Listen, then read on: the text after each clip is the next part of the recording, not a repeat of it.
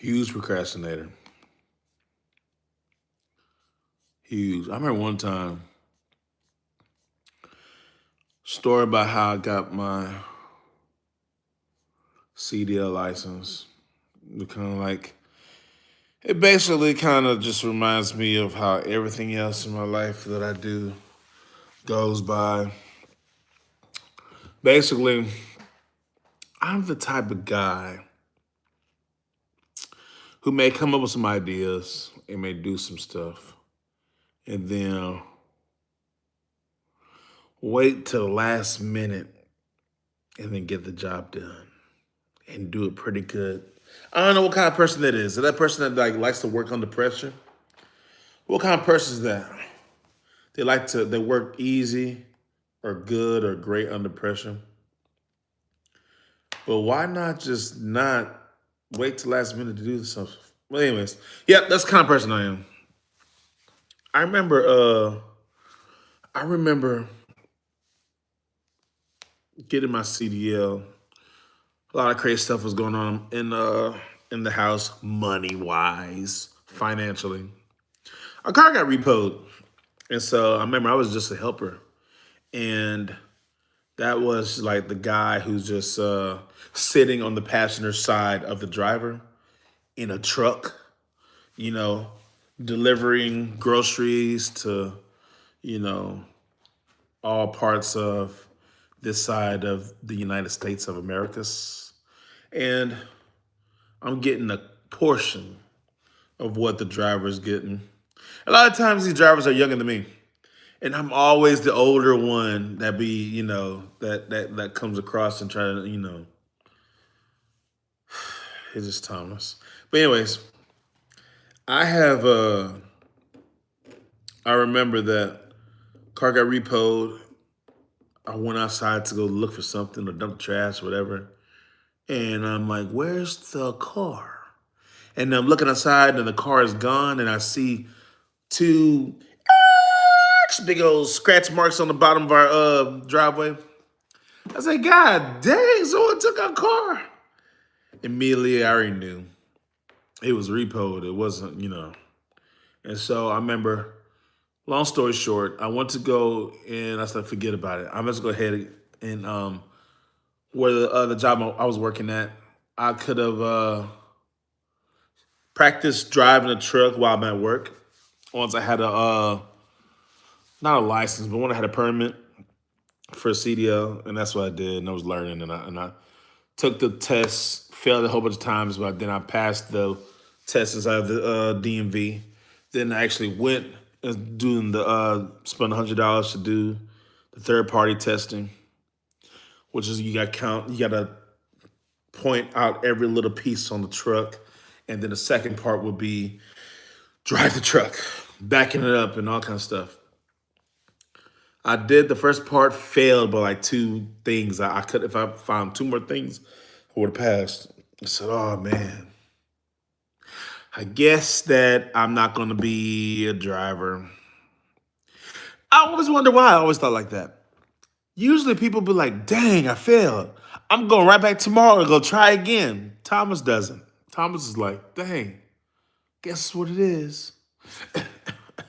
Go about life. But nah, bruh, I had to, you know, I had to turn back around and then I lied to you. That's not how the story went. I tried for the CDL first, and then a year later, and I failed. And then a year later, I came back and then tried to. Then a year later, that's when I got repoed, and then I was like, you know what, I got to try the CDL thing again.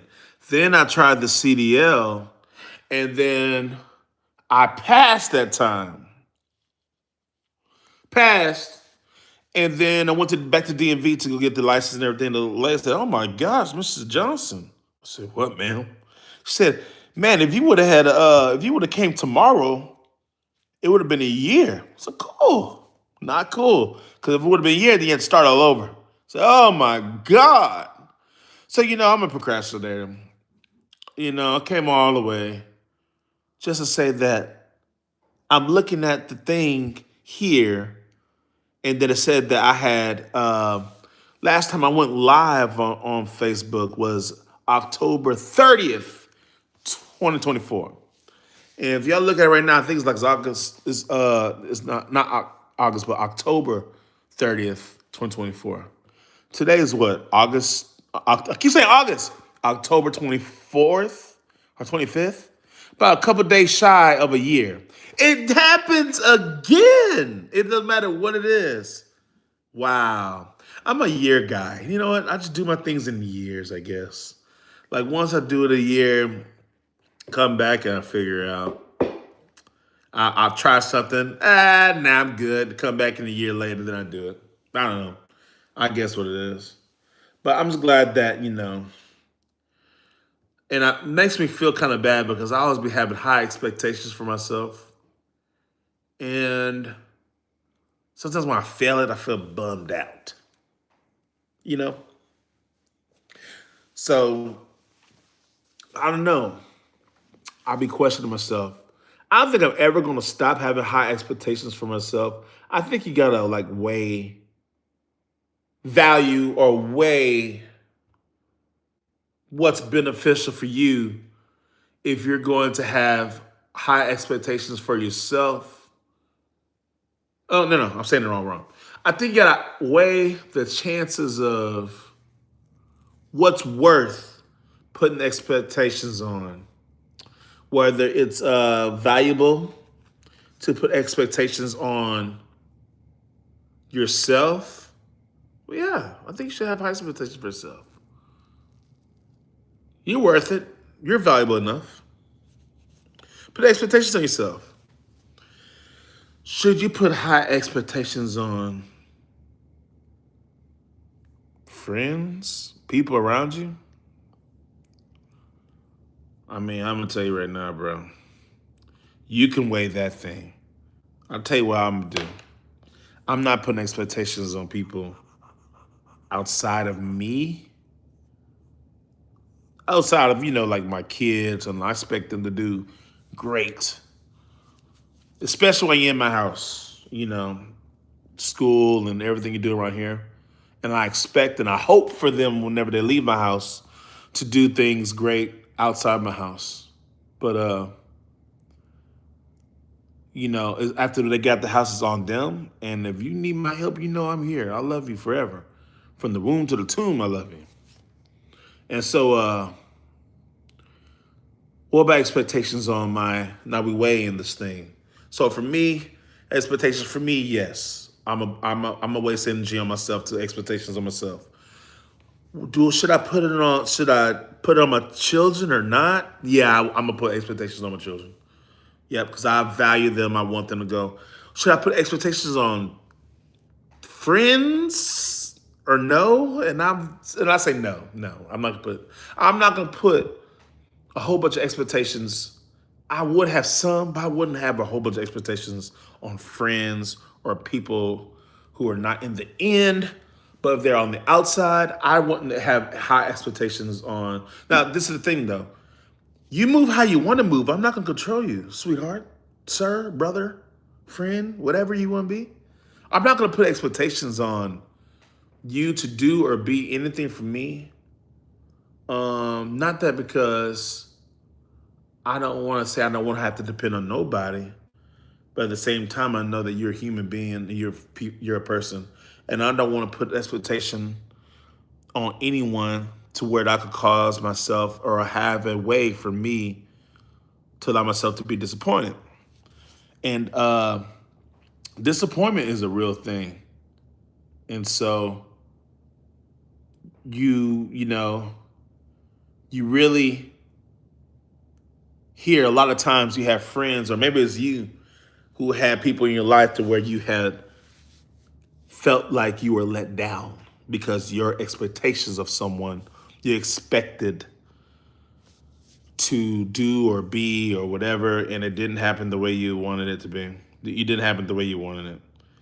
And what happened with that relationship? What happened with that person? With that relationship. Oh, I'm sounding good. I'm looking good, but I'm looking at myself, boy. Oh, Thomas is live. Thomas talks. You know, um, let's see if we can share it to Facebook. I'm gonna try to share it to Facebook. I'm not gonna be there this long though.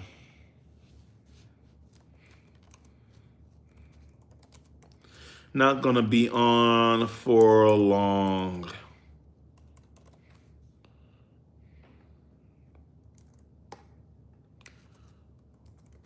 But pull up though.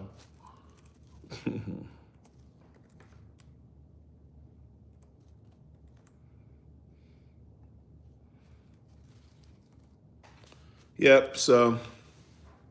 Oh no, don't do that. Post it. Yes, for everybody. Post, just go, just go. It's done. Fini. We'll figure it out later.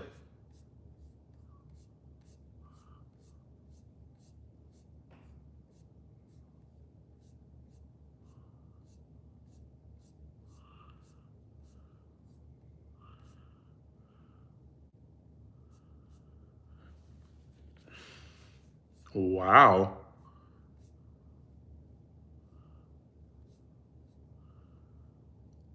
These look good. Yeah, I know I'm a photographer. I'm over here looking at stuff. So, expectations that you be having on people. Expectations you have on friends. I'm not really big on that. That's why I try to weigh what I'll put my energy on and what I expect from people. Maybe this is dirty. That's probably why it's doing all this right here.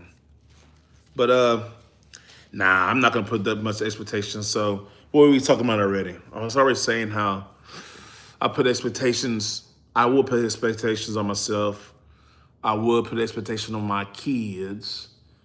Not too much on the friends. You know, but I do, and I think that expectations on you put expectations on things you may value, like on the spouse. Of course you would.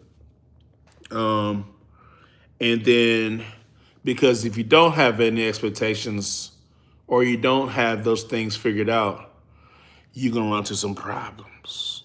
Someone say problems, problems.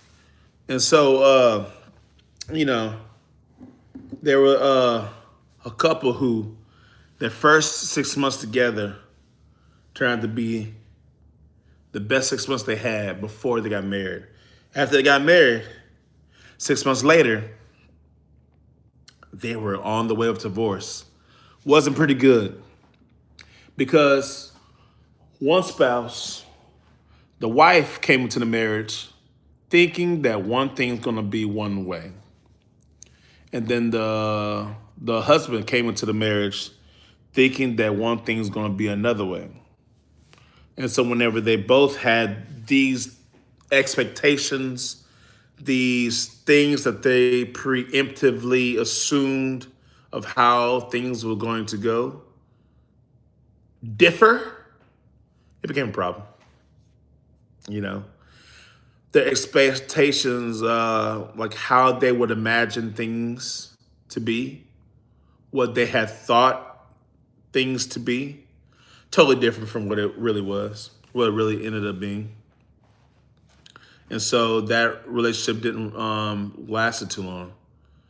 And that becomes the problem. Whenever your expectations isn't met, that you have the feelings of failure, you have the feelings of you was let down.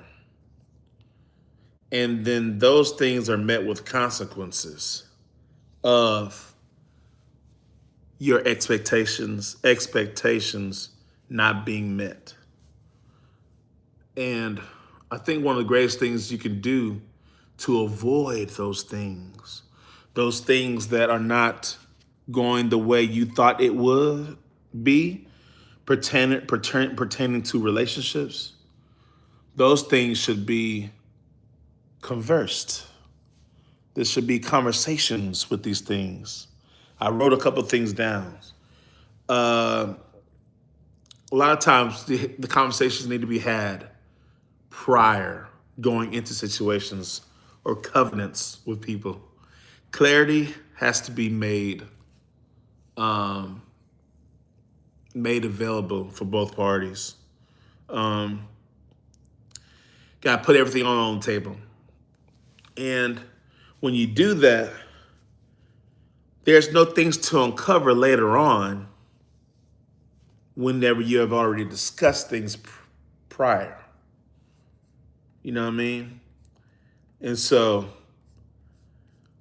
I remember like just like knowing that you know, whenever you really just you know, I would say this. You would want to expect, you would want to expect whenever you're in a relationship with someone, you expect that thing to last. And I think about this. Why would you not go and do the hard part and have the hard conversations prior? The things, you know what, or not even just the hard conversations, probably some things that, you know, expectations you already had in your mind that you never had conversations about that you run into in your marriage. Never had conversations about. But the thing is, you didn't really know to think about it or to ask about it because you just thought, well, wouldn't you think this way? I thought we were on the same page. And the other person's like, nah, bro, nah, sis, we ain't even there. It's not even like that. And I think that I remember whenever me and my wife was talking, I remember I put everything on the table with her. Not just everything I expected, but everything that I've gone through in my life and everything. So you know what's going on. I left no kind of hallway with the lights off, no room, no closet door closed. She got everything. She knew everything was going on. She knew what I had went through, what I've gone through. I'm about to get off in 2 minutes because I have to make a phone call. But I think that whenever you don't expect, but whenever you come with your expectations for yourself, I think you should have them. Spouse have them, kids have them.